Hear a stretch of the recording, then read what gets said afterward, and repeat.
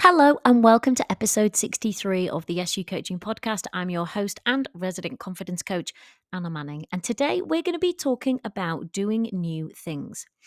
So, before we start the episode, I would like to extend an invitation to you. I have a class coming up in October, and it's one of the free classes that I teach. And it's called Speak Up. And it's for anybody who's ever struggled to say things they want to say at work. So you might know what it's like. Something comes into your head, you have an idea, you have a suggestion, you have a comment, you have something you want to share, and then you don't. And there can be lots of reasons why that happens.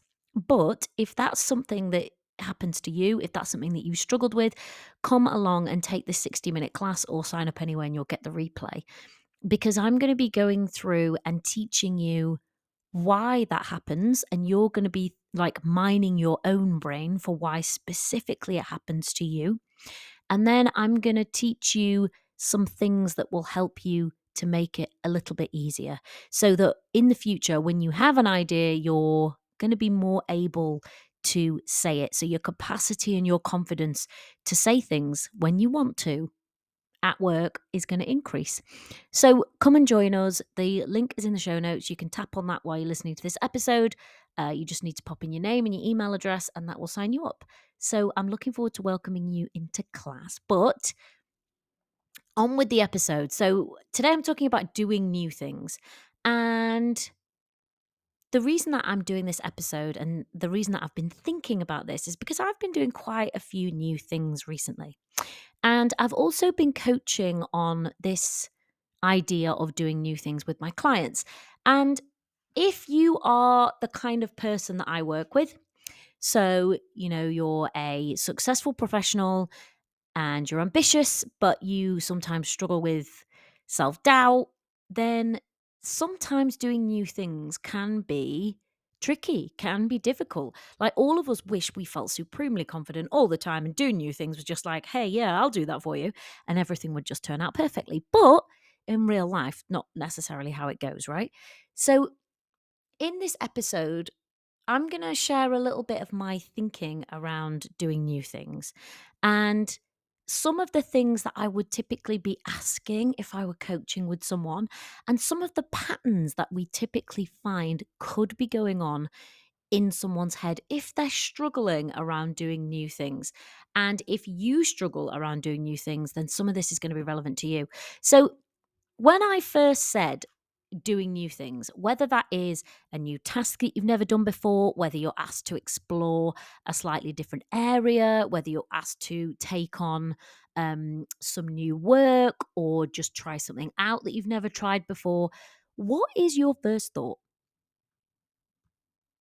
How do you approach it as your first instinct? So some people are going to say, oh, brilliant.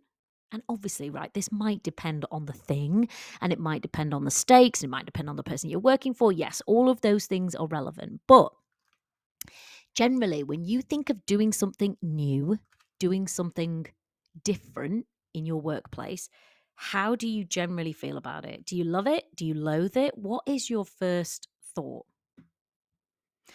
And if you're someone who says, oh, first thought is a bit Uh, mm, could be difficult. Not sure. Don't know if I'm going to like this. Don't know if I'm going to be good at this. I'd rather not stick my hand up if I didn't have to. I'd rather maybe avoid it if I didn't have to. Like, I don't know what I'm getting into. If that's the way you approach things now, then this episode is one for you. And I finished working with a lovely client a couple of weeks ago who gave me permission to share this. And one of the things that she really wanted was when new things are presented to her at work, she wanted to be able to say, oh, yeah, I'll take that.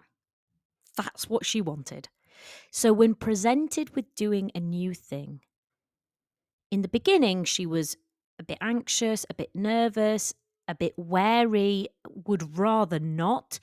But she wanted to get to the place where she would say, yeah, I'll take that. And she actually would mean it. She was actually feeling, she said, a bit more light, a bit more bright, and thinking, "Oh yeah, that could be good."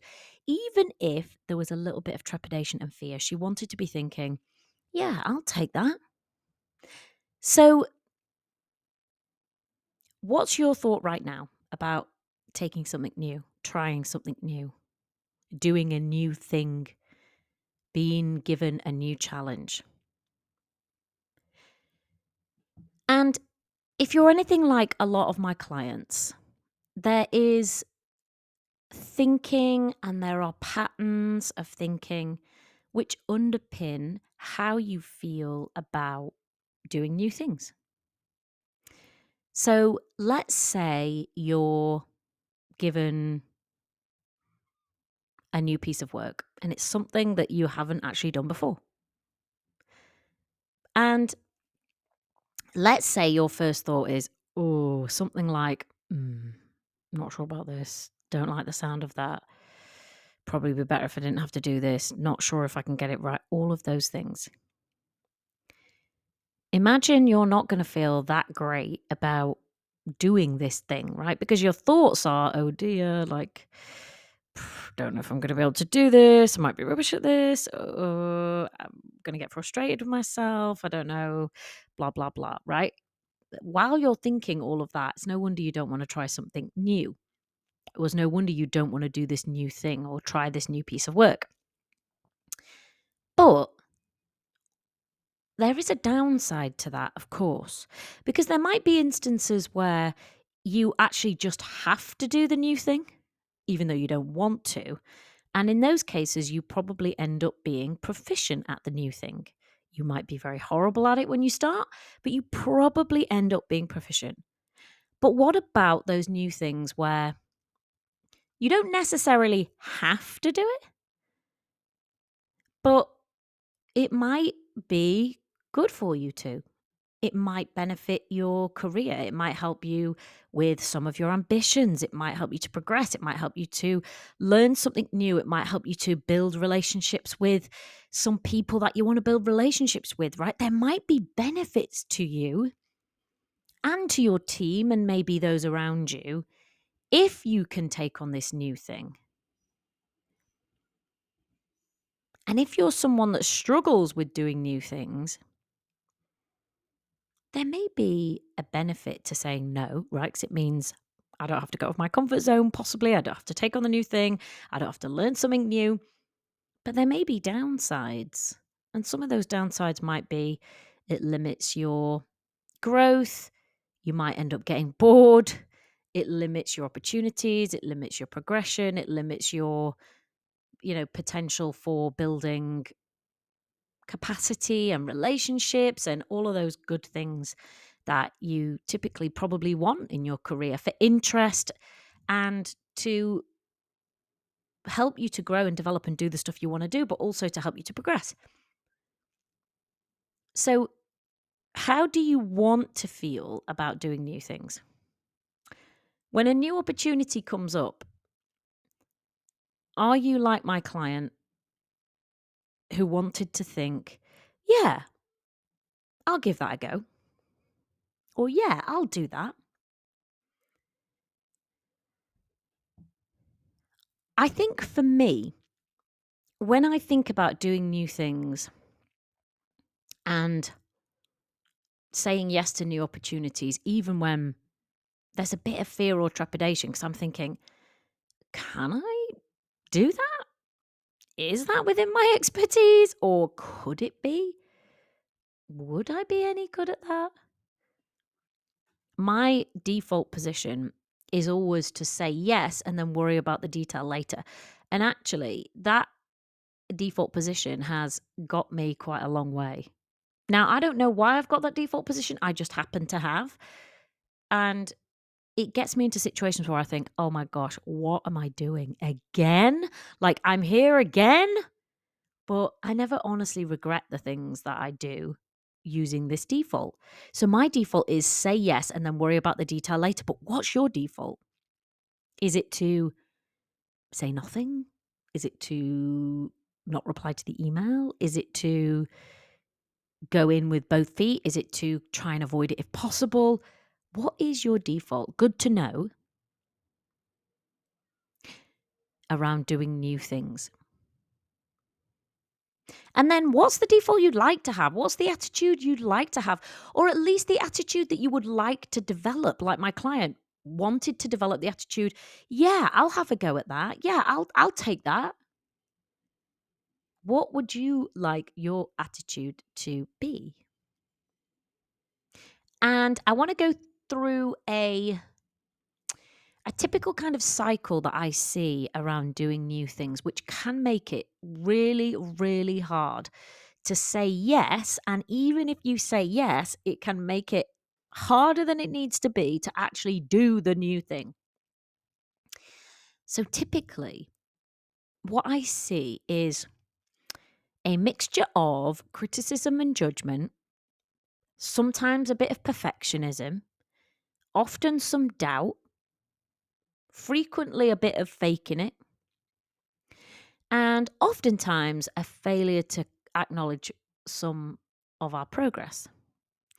Now, you can imagine once you've got those things together, they're a bit of a perfect storm around making it hard for you to do a new thing. So just imagine, and I talk about this a lot, but you have got like an internal manager in your head, an internal boss, let's say, an internal leader, however you like to think of that. And that internal boss, that internal manager is going to have some stuff to say about this new thing that you're trying to do. And it might be very supportive and encouraging, or it might be something else, which is really unhelpful to you. And what I very often find with clients and people that I work with is that internal manager around doing new things can be a bit of a dragon. And when I say that, I mean it can be that criticism and judgment, that insisting on perfectionism, that doubting element, that kind of hiding and faking, and that absolute failure to acknowledge any progress or give any good feedback. That's what the manager in your head could be doing around doing a new thing. So let's say you have been volunteered to do something that the team's never done before, take on a new piece of work. Everyone else seems to think you can do it, you can figure it out, but you are suddenly thinking, oh dear, I don't want to do this. Let's see how that manager in your head might be showing up. So, the first thing I said that manager in your head could be doing around taking on this new piece of work is a bit of criticism and a bit of judgment. So, maybe it's saying something like, oh God, I'm going to be rubbish. This is going to be rubbish. Oh dear. And you might find when that judgment is happening that there's a bit of procrastination. You may be pushing things to the side of your desk, metaphorically, if not literally. You may put it on the task list for today and find it's still there a week later. But like some version of this, like, oh, I'm going to be rubbish. I don't think I can do this. That could be floating somewhere in the back of your mind. Now, just hold that. Now, add to that something else your internal manager has to say when we bring perfectionism into the system. This is a new thing you're doing, right? You haven't done it before. Maybe no one in your team has even done it before. But if you're being a perfectionist about it, you expect yourself to get it right first time.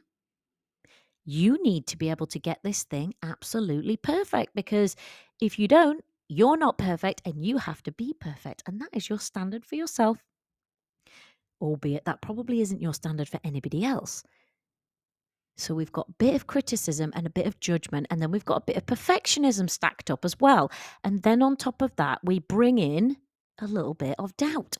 Imagine these as a cast of characters that are assembling in the back of your mind or somewhere around the back of your head.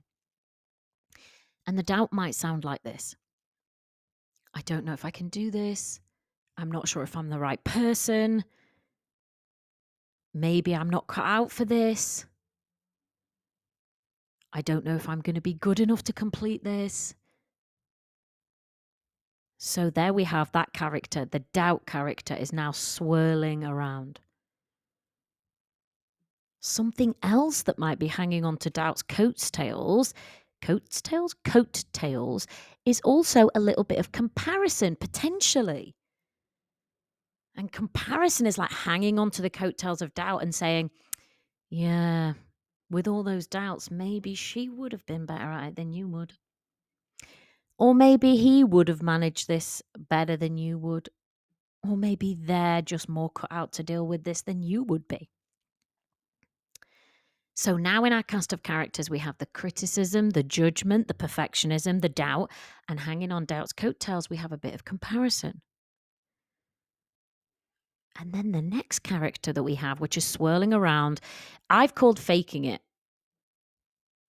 And faking it says, do not let anybody else know that you are struggling. We have to pretend that everything is perfect and everything is fine. And if anybody asks us how it's going, we're just going to put on our nice professional face and we're going to smile and we're going to be like, yeah, fine, thanks. How are you? Even if we're thinking, this is terrible. I can't do this. I don't know what I'm doing. We're not going to give it away. We're going to put on a good front, best foot forward. So now we've got criticism and judgment, perfectionism, doubt, comparison, and faking it. Sounded like a kid's story, isn't it? I hope you're still with me, because we have a new character to add to the cast of characters, and that is called a failure to acknowledge progress. That's not a good name. We'll have to think of something else. If you think of something, then tell me. But this character says, oh, that first draft that you did, I'm just frustrated with how rubbish that was. You haven't really done that much at all. And even when you've given things a go, you've got something down, maybe you've even prepared or presented something, this character, this failure to acknowledge character, this character that just gives negative feedback, refuses to see anything that you've tried or that you've done or that you've learned or any way in which you've developed to get to this point. And it says, it's not really good enough though, is it? So doing something new, doing this new thing, taking on this new piece of work could just seem fairly straightforward, right? Could just be a piece of work that needs doing. But how are you going to feel about it when this cast of characters is assembled in the back of your head? Criticism, judgment, perfectionism, doubt, comparison, faking it. And the last one, which we don't have a name for, failing to acknowledge your progress and like rubbishing your efforts no matter what you do. How many of us do this with our work? Loads of us do this with our work. And to top all of that off, what I often find is another character, which I also don't have a name for, which is like, oh, for God's sake, you should just be able to do this fine. It's just a piece of work. Why do you keep putting it off? What's wrong with you? Maybe that's more criticism and judgment, right? But then when that voice pipes up, people are like, oh, yeah, there is something wrong with me. Everyone else would just be able to manage this. Why am I just me freaking out about doing this new thing? It's not that hard. It's just a piece of work. Why can't I just blah, blah, blah? But imagine anybody trying to do something new when this cast of characters, criticism, judgment, perfection, doubt, comparison, faking it, when they're all on stage, when they're all in your head or when they're all in your colleague's head, let's say, how easy do you think it is for that person to just do it? Just volunteer for it. Just stick your hand up. Just do a shitty first draft. It's not going to be that easy to do that when you've got that cast of characters swirling around in your head.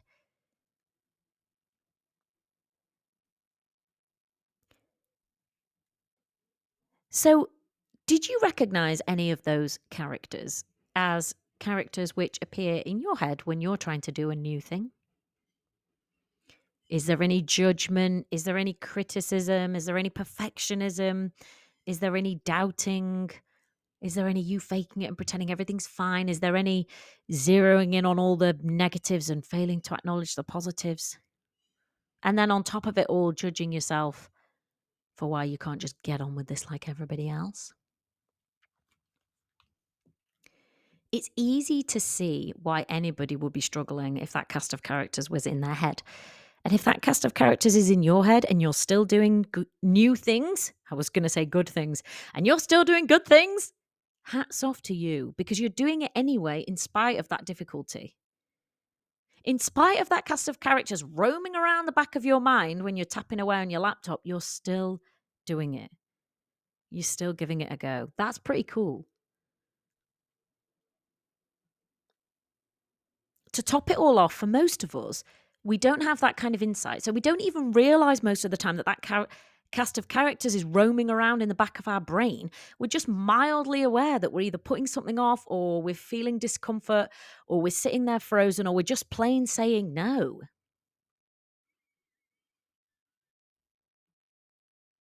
Most of us don't really have the insight to untangle all of that. I'm more likely to just eat some biscuits if this is happening and I'm very unaware of it happening. I'll be aware of like a vague, unpleasant feeling, but I might not know what it is. And when I have a vague, unpleasant feeling, my brain's like, let's eat some biscuits. That's always what it comes up with. It's hilarious.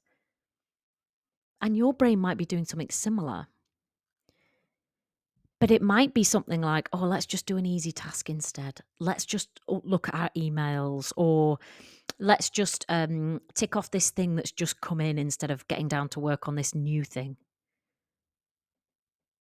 Let's just say we're too busy. Let's just. Because our brains come up with all kinds of things to help us to avoid uncomfortable and difficult feelings. And while ever you've got this cast of characters of criticism, judgment, perfectionism, doubt, blah, blah, blah, whenever you've got those characters roaming around in your mind, you're going to have uncomfortable and negative feelings. So, what would your attitude be to doing new things if you could choose it? If you could choose it, and I'm going to use the example I referred to earlier of my client who wanted to say, yeah, I'll do that. Yeah, I'll give that a go. I'll take that.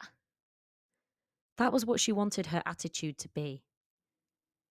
And in order to take that attitude, think about the cast of characters that she would need to have in the back of her mind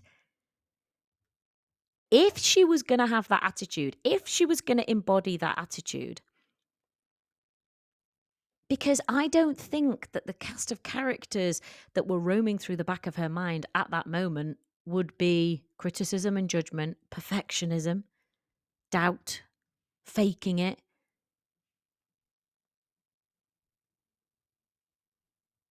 And that character that like zeroes in on all the problems. We need a name for that character, and never acknowledges the good things. The fun sponge, maybe we could call them. With that attitude of, yeah, I'll take that. I don't think that's the cast of characters. I think the characters might be really different. And when I'm taking on a new thing, I know what kind of characters I need. Supportive, encouraging, not perfectionism. What's the opposite of perfectionism? Like have a go attitude. Maybe a little vulnerability, so I'm able to say, "Ooh, yeah, not exactly sure about this. Not exactly sure, even if that's just to myself. Not exactly sure if I can definitely get this right." I also want to have my like growth mindset character in there. So I want to kind of adopt the attitude that even if I'm not great at this right away, that's okay.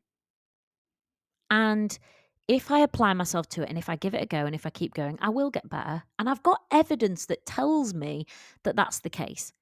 I've never stayed terrible at anything forever, although I do make hand pulled noodles and I do tend to make the same mistakes over and over again. However, at most things in my working life, once I can apply myself and keep trying, I do learn. I do master things, and I bet you're the same. So I want you to think about the cast of characters that you would need if you were going to have your ideal attitude towards doing new things. Do you need to be really encouraged? And if you can't think of this, think of what kind of management do you need? What kind of leadership do you need when you're trying a new thing? Do you need someone who says, "Come on, I believe in you. You can definitely do this. I've seen all the things you've undertaken before. I believe in you." Do you need that? Do you need that kind of encouragement? Do you need something really specific where someone reminds you? Do you remember when you learned X, Y, and Z? Do you remember how hard that was at the beginning? And do you remember how you dealt with it? Do you need reminding of your past successes and your progresses? Do you need someone who says to you, "Do you know what? Don't worry if it's not great. Do a rubbish first draft and then we'll refine it from there. Take the pressure off. Just do like a 30% job to begin with. We're not expecting 100% and really mean it." Do you need that? So do you need to lower your standards slightly?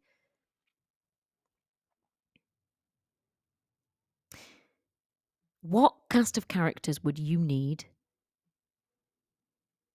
if you were going to say, "Yeah, okay," to doing new things? Even if you were still a bit afraid and unsure,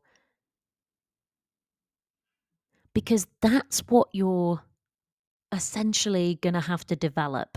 If you want to have more capacity and more confidence around doing new things, you need to work out what cast of characters you've got right now.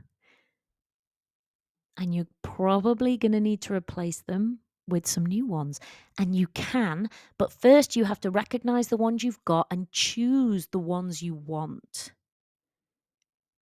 because they're going to be the thing that is increasing your capacity and your confidence and allows you to give things a try. And even if you do something wrong or rubbish, saying, "Well, that was my first go, or that was my second go, or that was even my fifth go, and I'm going to keep going."